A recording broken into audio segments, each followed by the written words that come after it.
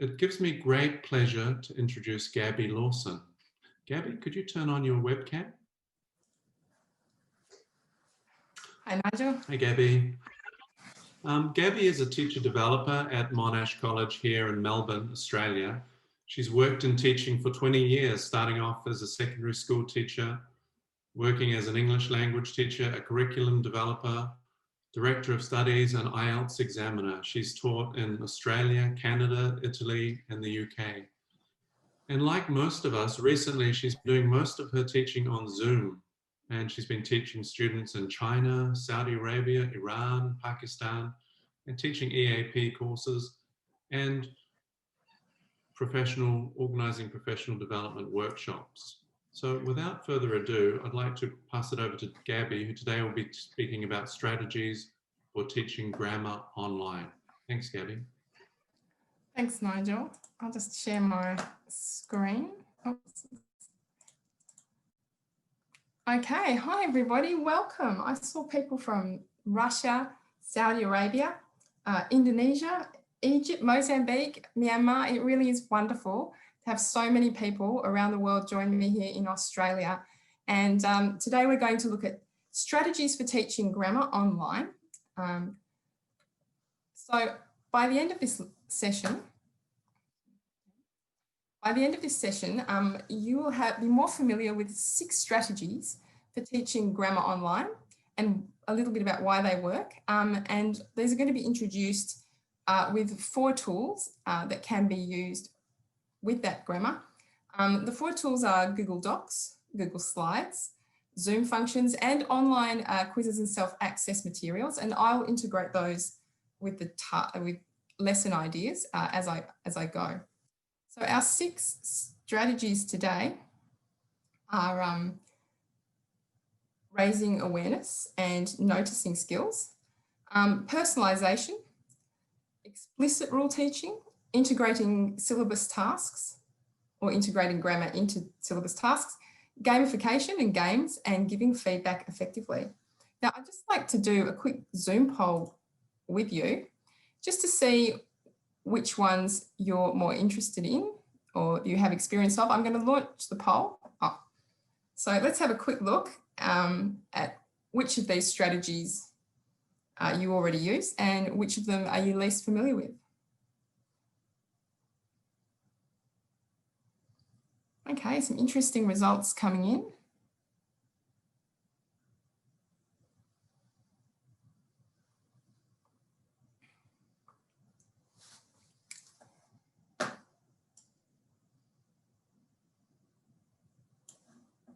Look.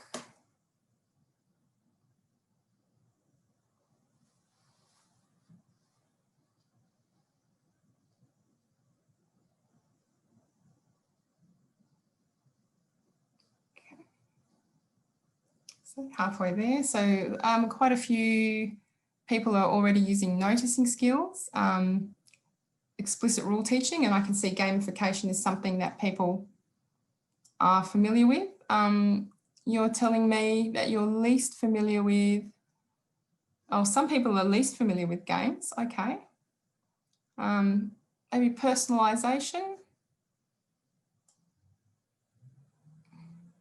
Maybe it's just because fewer people have done the second one yet.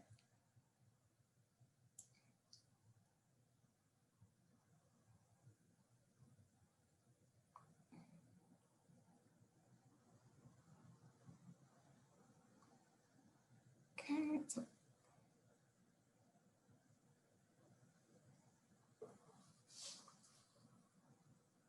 All right. So I can see, 3 participants. Right, so I can see that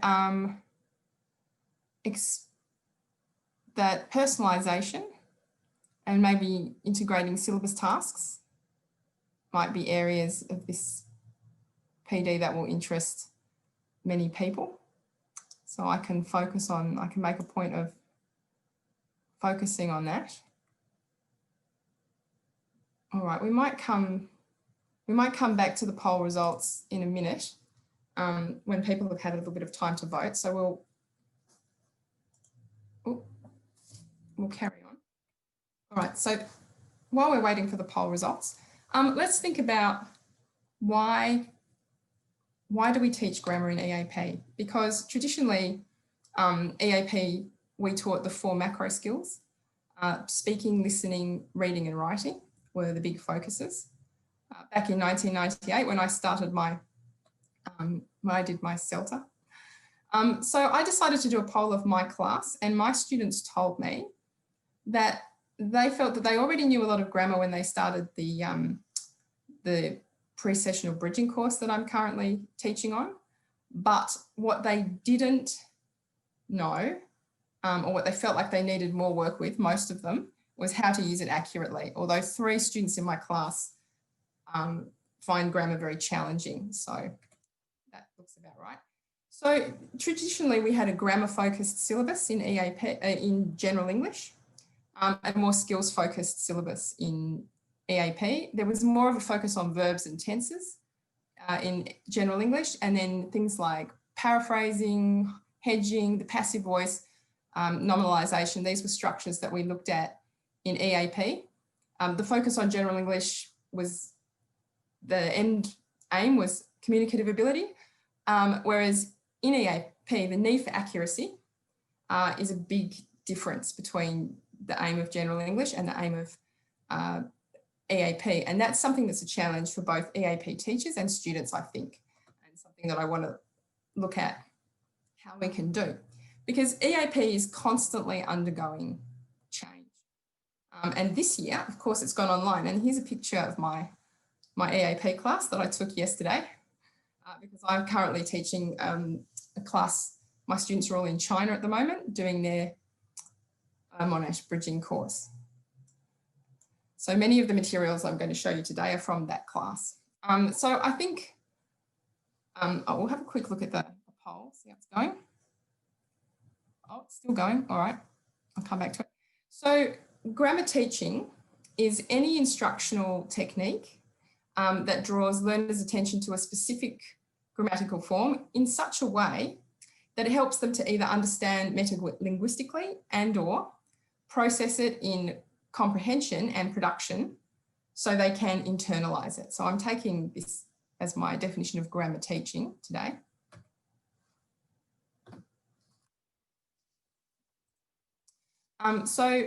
But before we start on the strategies, I think it's important that in order to use strategies effectively, we need to set clear measurable goals when we're planning to teach our grammar lessons. So this is an example of the indicators from my current course. You can see we've got G1, grammar 1, use sentence structures, relative clauses, participle clauses, passive voice and inversion. That's quite typical of EAP courses. And this one, G2, reflects the introduction of reflective writing, which is more prominent in courses now, where we use the past, the present and future tenses and aspects to express reflective ideas, as well as G3, conditional structures. So that's a bit of a change in EAP, I think. So when we're writing our aims, this is taken from Sarah Jones. I think it's a really useful method. So you've got your active verb. I want my students to deduce the rule governing the nature of, and my language focus, past simple tense, and then I've put it in a genre or a context, in a case study, in a business report. Or notice the use of past modal verbs in a text, in a piece of reflective writing. And this would be G3. Write a personalised reflection using the third conditional, either in reflective writing or reflective speaking. So I'm looking at those grammar outcomes, but I'm making them into a more precise aim so that I can measure it with my activity, and I'm going to integrate the strategies into that. So here are some strategies that we can use to teach grammar. The first one I'd like to look at is noticing skills. So the advantages of noticing skills or raising awareness is that the learners are actively engaged. Noticing is a really important part of the language learning process, and there's a connection between noticing what you read and hear and then noticing your own grammar in writing and speaking.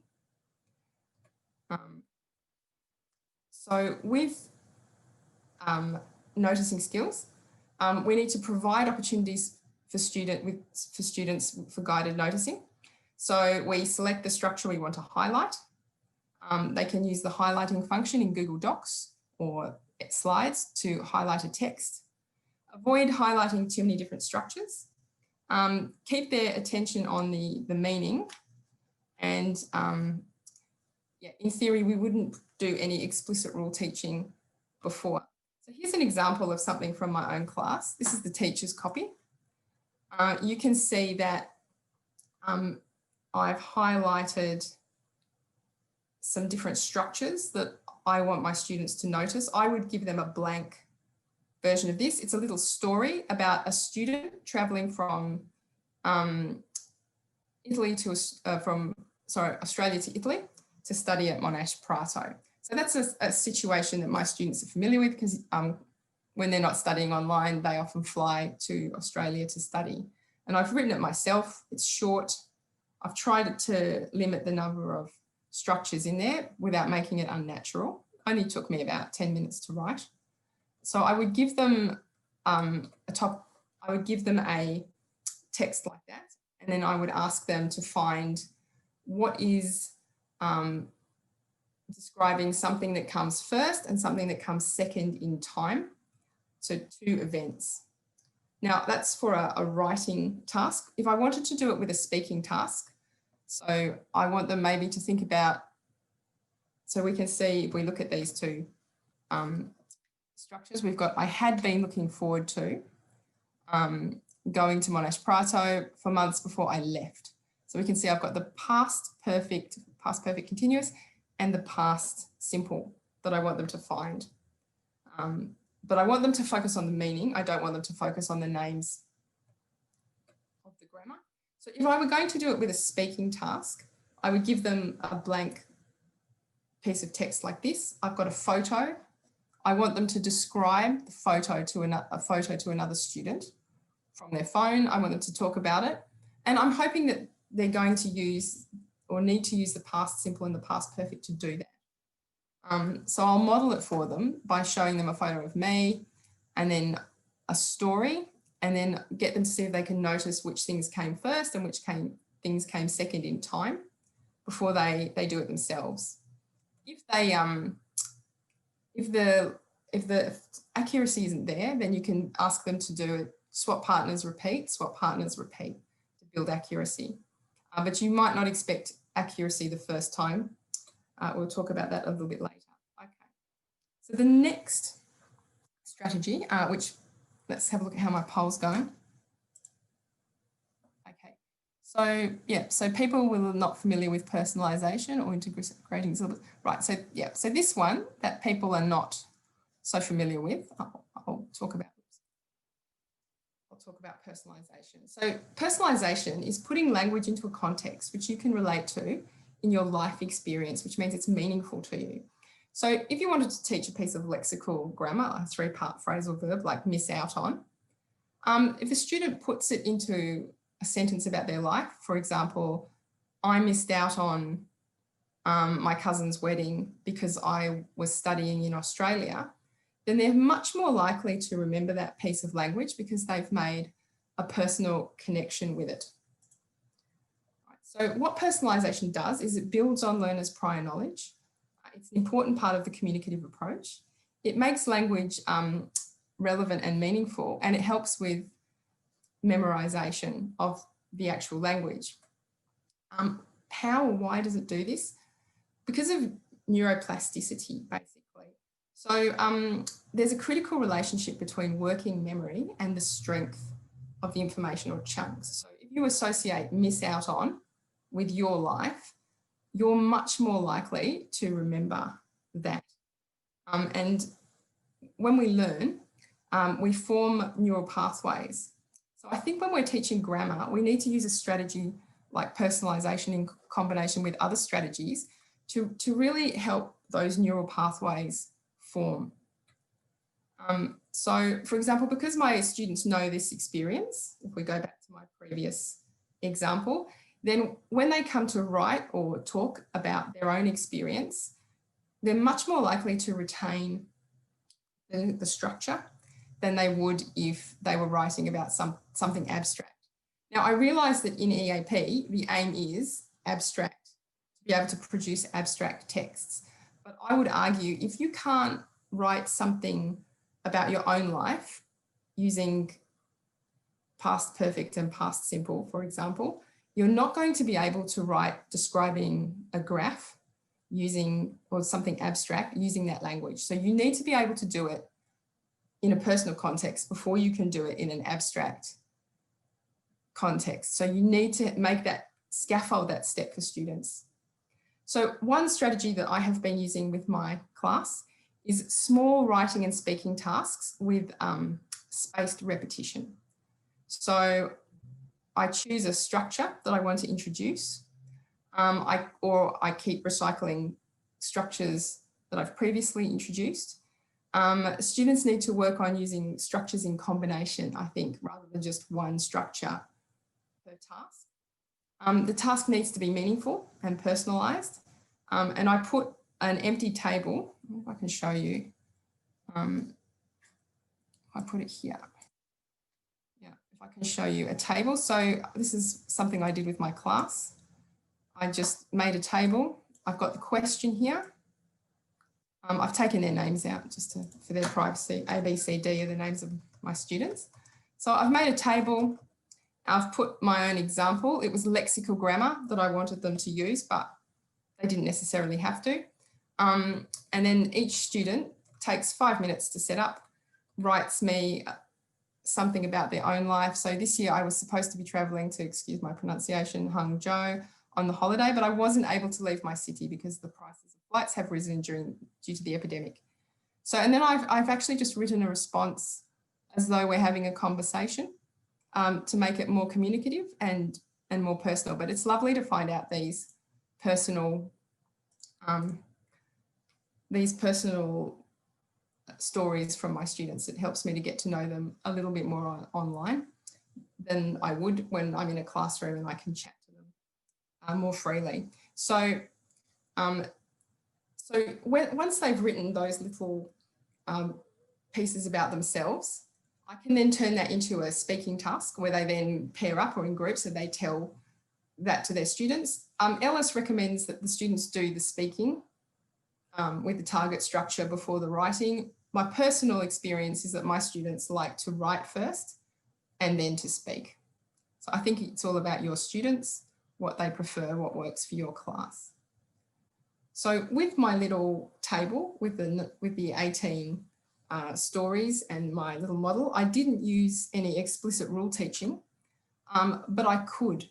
Like I could put rules on top of the table to help the students. So explicit rule teaching is when we explain the rules of usage to students by writing or speaking, and we can do it before, during, or after the task. And Alton and Dinson note that one of the things about EAP is that the lack of time really favours explicit rule teaching. So they did a study on 40 university students in Turkey. The study looked at their writing and their writing scores. One group was taught grammar explicitly, the other implicitly, and the researchers found that the group which had been explicitly taught made fewer mistakes in their writing and post-test. So it seems from this study that it's quite efficient as well as effective. Now, this is a model, an example of a model that I wrote for one of my students who wrote to me in the chat and said, after we'd done an implicit, like a discovery task, she wanted me to write out the rules for her. And I think that's fine. I think different things work for different students. So it's a very personalised example. I ate a packet of chocolate biscuits. I regret eating the chocolate biscuits. I should not have eaten all the biscuits because my partner is angry. I feel sick. It's bad for my teeth. I should have eaten an apple. So the target structure was should have, because we're looking at past modals for regret. which I want them to use in a piece of reflective writing. So this is an example of how I'm integrating my grammar into a syllabus task.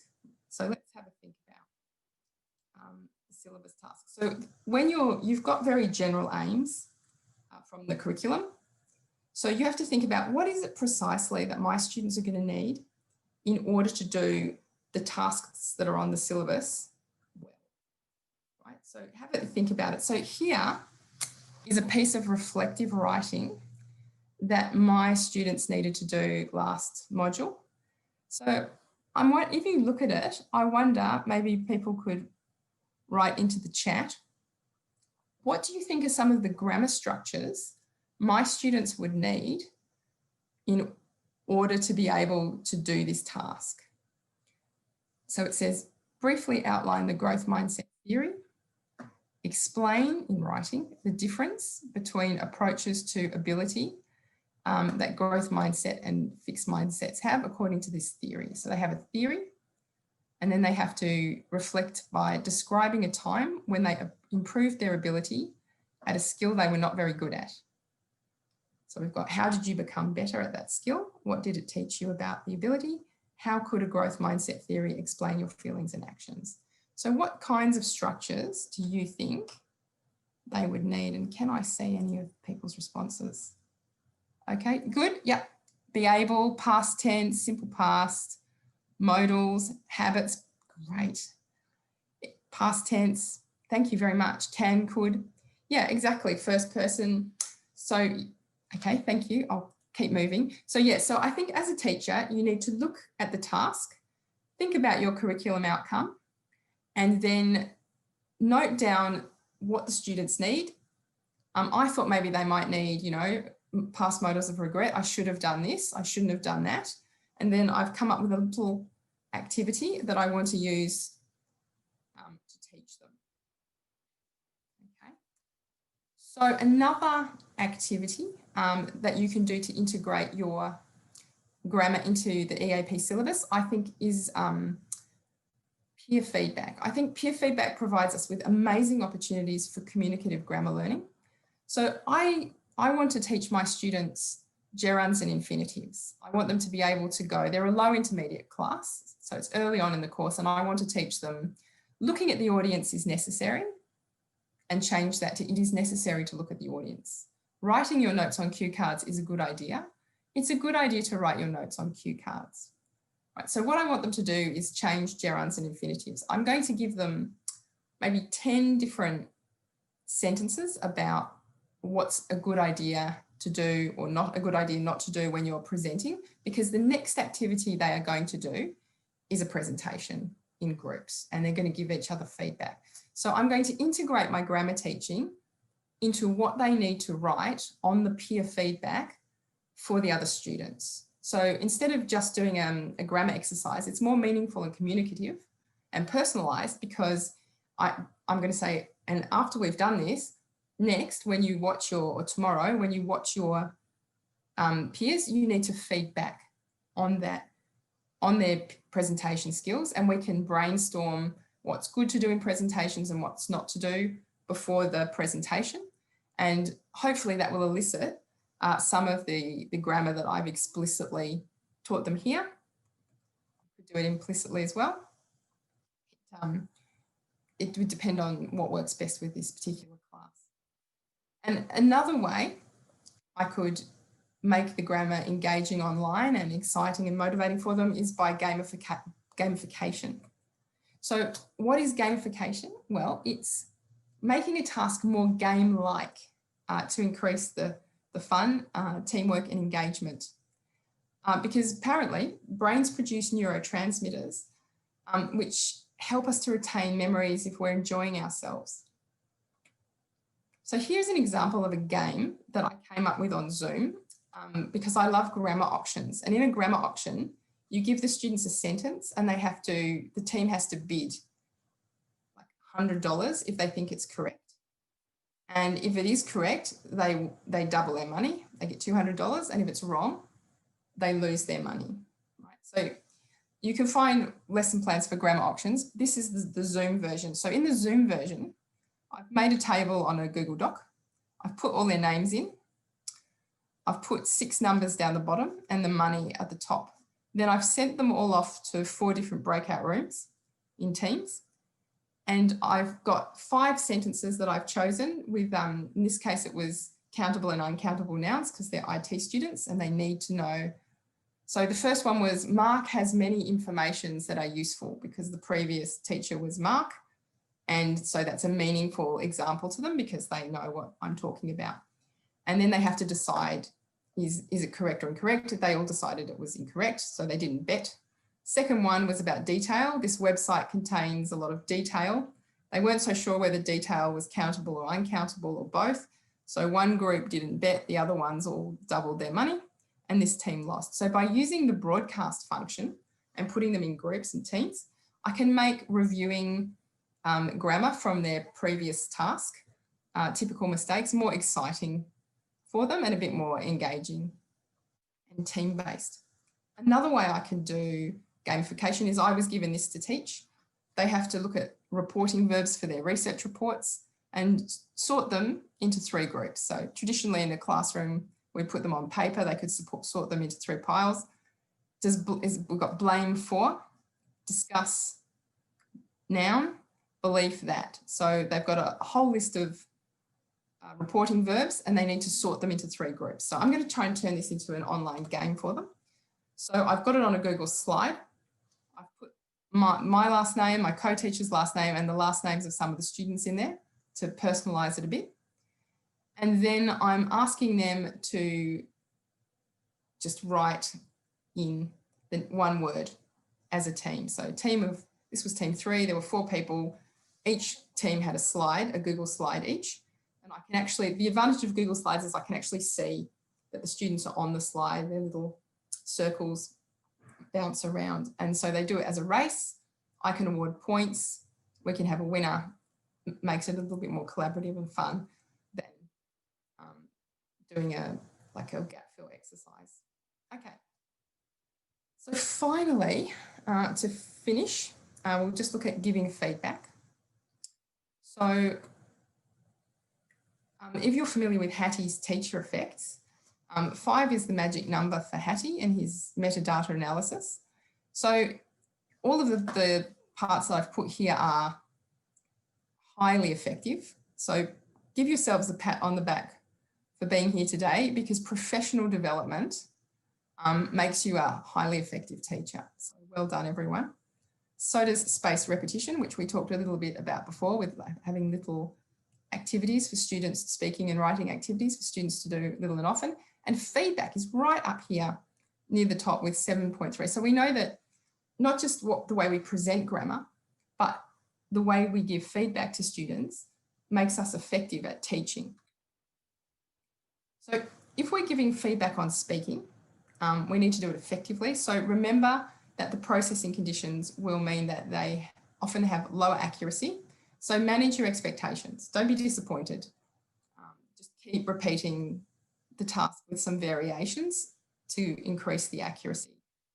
At the end of the activity with the whole class, try and find a few areas or pieces of emerging language that you can focus on. Apparently, in terms of, do I give the speaking feedback immediately to the student while they're talking, or do I wait till the end of the activity?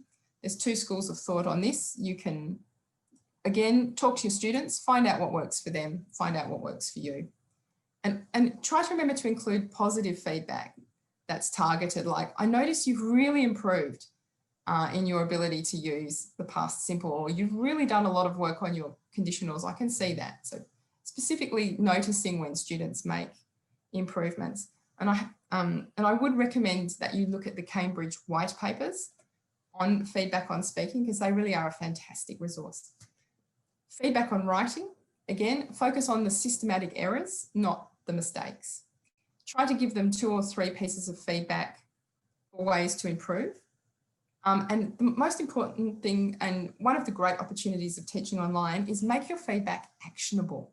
So what do I mean by actionable feedback?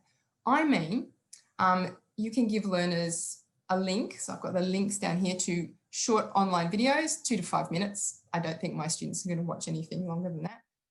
Could be a self-checking quiz, could be an academic skills tutorial about academic linking words. But do remember to check any links that you provide carefully for quality, simplicity and accuracy, because if they're not accurate, then you might be confusing the student more. So here's an example of how it looks on a piece of feedback I've given recently. I've used Google comments I've chosen 3 systematic errors in my students' work: articles, even, and that was a piece of lexical grammar. And then I've given a positive piece of feedback, nice conditional structure and a good answer, right? And then I've shown, so I can see his progress. And then I've put in a link to the dictionary with even, because that's actionable feedback. I want him to look at that, and I've told him that we're looking at even for emphasis, and I want him to go away and look at that and think about it, because I don't have time to teach the whole class even, and I don't think the rest of the students need to. I think that's a specific thing for that particular student. Okay, so to finish up, today we looked at 6 strategies for teaching grammar online. Raising awareness or noticing skills, personalisation of the grammar structures, explicit rule teaching, integrating the syllabus tasks into the grammar or the grammar into the syllabus tasks, using games or gamification to make it more engaging, fun and exciting, and giving feedback effectively, because Hattie tells us that that is a very effective way. And the examples that I gave were on Google Docs, Google Slides. We had the Zoom broadcast feature and quizzes and videos and EAP skills. So I think in conclusion, experienced teachers have a variety of strategies, and not every strategy works for every class, every course, every student, every context. The more strategies you have to teach grammar, then the more tools you have for getting the best out of your students within the constraints of curriculum, time, syllabus, you know, having different levels of students in the class. Within those constraints that we all work. Okay, so a reminder, congratulations, you finished the webinar, and there's a link to the certificate. I think Nigel provided it. I've got 3 pages of references, which I will just put so that people can see them on the video. 4 pages actually. And any questions? Thanks very much, so much. Gabby. It's obviously a very challenging time for all of us, and it's nice to see that these challenges and limitations that we're facing also provide opportunities for incredible creativity, and you've obviously made some very creative grammar activities there. So we have a few questions, and I might just consolidate some of them into one. There's a few common themes. There was one, for example. Sorry? Sorry. So there was one question, Gabby. Do you have any recommendations for online tools for making tests, multiple choice tests, or any other kind of tests that you would recommend? That I don't actually. I haven't been making multiple choice tests. I'm sorry, I don't have a Okay. recommend. That's okay. There was a lot of questions about finding the balance between explaining grammar rules to students and having fun, and how do we find that balance and keeping students motivated, making learning English fun, but also getting them to understand the rules?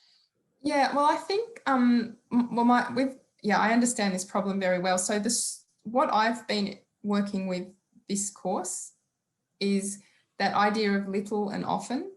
So I'll have a short explanation, get them straight into the activity. And then when I bring the activity back, maybe the next day, so that in a different format, I might do a short explanation again, but I do try to keep the explanations down to 5 minutes tops. But I'm happy to sort of do that again the following week, so that, because the way memory works is you might hear an explanation of something, and then after you've learned all of these different things like APA 6th, then the following Tuesday, the students can't remember it at all. So you have to help them retrieve it from their long-term memory by giving them another little explanation. So I think little and often is a good way to do it, as long as none of the students are feeling lost. If they're feeling lost, then write a clear explanation up for that particular student to look at, so they don't feel like the class is going over their head. But yeah, but I think try and integrate the tasks as much as possible. But no, there isn't a lot of time in EAP. Little and often, yeah, that's good. There was also a number of questions about, do we teach grammar before speaking, or do we allow students to speak and then teach grammar? Well, there's, I mean, Ellis believes that in the article that's on the references, that we should do speaking first. But my personal experience is it depends on the students and the class and learner expectations as well, what they're used to from previous courses. So you can do it beforehand. My students are all Mandarin speaking students from China at the moment. They do like it before. They like to do it before. They like to have the writing, and then they like to do the speaking. But when I used to teach in England, and when I used to teach in Canada, and my classes were mainly South American, they like to speak and then they like to do the grammar. So it will depend so much. Try it both ways and get some feedback from the class. Give them a post-it note each and say, how did that work for you? Did you like that? And get them to write their answer and stick it on the door on the way out if it's a real class, or do it on Google Jamboard if you're online. Ask them. They can tell you what they prefer, and then you can make your teaching decisions based on what works for that particular class at that particular time. Right, yeah, so that's really sort of personalizing for the class, I guess. Yeah, interesting. Another question that a number of people asked, they said, you know, teaching over Zoom can be a very boring activity. Everybody just sitting there staring into the screen. How do I get my students to stand up and face-to-face each other and do something physical with grammar online? Is there any? Yeah. Well, as I said, it's difficult. I try to either have them in breakout rooms. I know the risk there is that they're not speaking English, or I have them working in team-based games. So on the Google Slides, I try to turn everything. Can I share my screen and show people what I mean, or is that all right, Nigel? Yeah, yeah.